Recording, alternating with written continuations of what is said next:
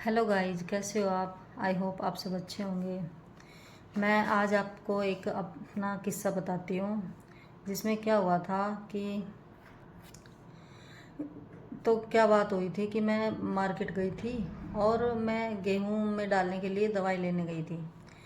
तो जब मैं दवाई लेने के लिए पहुंची तो बहुत बुजुर्ग अंकल उधर दुकान पे बैठते हैं। वो 70 75 के 80 साल के भी हों, तो मुझे इतना आइडिया नहीं है, बट एज्ड है पूरे। और हर साल मैं उनसे दवाई लेके आती हूँ। और क्योंकि मेरे को ही काम करना पड़ता है सारा, तो मुझे गेहूँ लाने हो, दवाई डालनी हो या कुछ भी करना हो, मुझे ही करना पड़ता है। सेकंड, उसने मेरे को ना काफ़ी देर तक दवाई दी ही नहीं। वो मेरे से मेरा नाम पूछ रहा है, कहाँ रहती है पूछ रहा है, एड्रेस पूछ रहा है, कौन से गांव की, बाकी उसने सारी चीज़ें पूछ ली।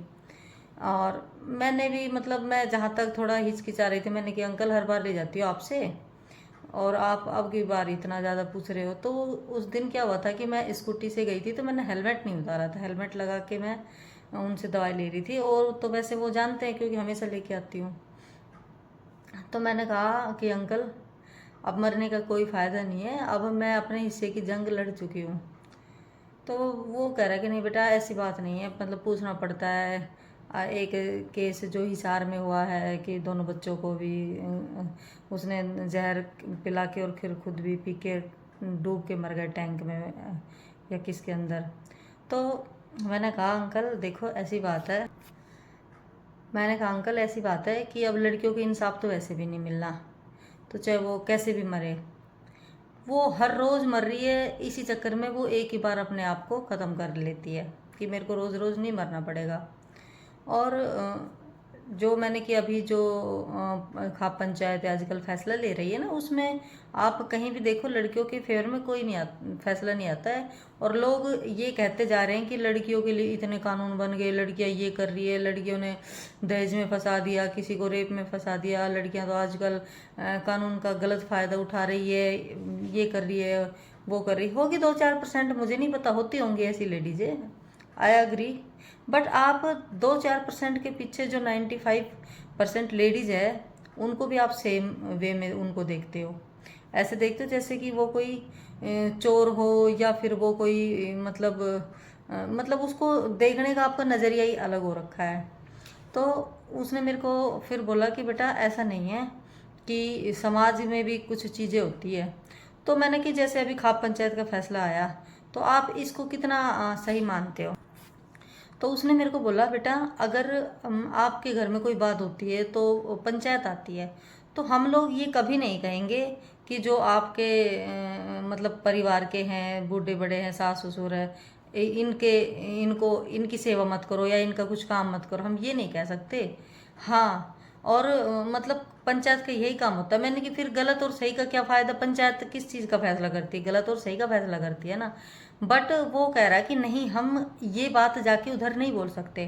तो मैंने कि जो खाप पंचायतों में ये फैसले हो रहे हैं, तो इनको, तो मैंने कि आप लोगों को ना डिवोर्सी लड़की नहीं पसंद है, आप लोगों को मरी हुई लड़की चलेगी, सुसाइड अटेम्प्ट की हुई लड़की चलेगी, बट आपको डिवोर्सी लड़की नहीं चलेगी, क्योंकि आप उसको समाज में नहीं रख सकते। समाज में उसके लिए जगह ही नहीं है डिवोर्स वाली लड़कियों के लिए।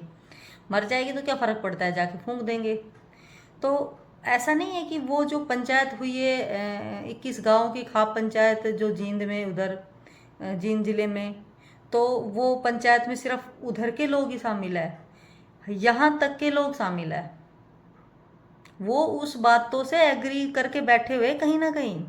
और तो ऐसा नहीं है कि खाप पंचायतों का जो फैसला हुआ है वो 21 गांव में हुआ है, वो पूरे ऑल ओवर, मतलब एक तरह से, क्योंकि अपना जो देश है वो गांव, कहते हैं ना कि गांव ही ज़्यादा है इसके अंदर, सिटी इतनी नहीं है। गांव प्रधान देश आप कह सकते हैं, ग्राम प्रधान देश कह सकते हो। तो इधर सब लोग वही बात मान के बैठे जो उधर वो माइक ले लेके बूढ़े लोग बोल रहे थे। तो ये मत सोचना कि हमारे घर वाले ऐसे नहीं है, सबके घर वाले ऐसे ही है, वो यही सोचते हैं।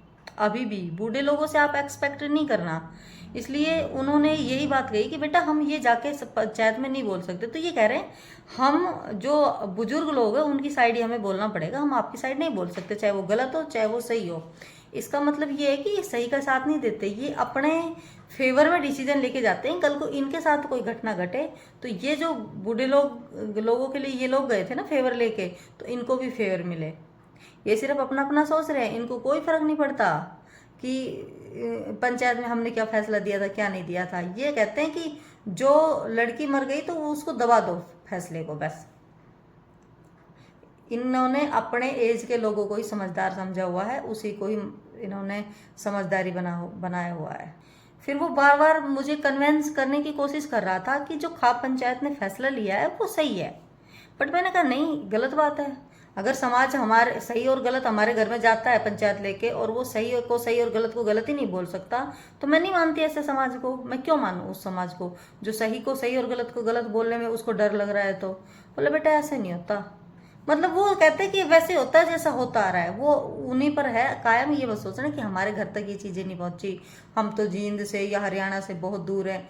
ये बुजुर्गों की मानसिकता है जो हर घर में बैठी हुई है, जम के जड़ जमाई हुई है इन लोगों ने। इनकी जड़ें नहीं टूटने की।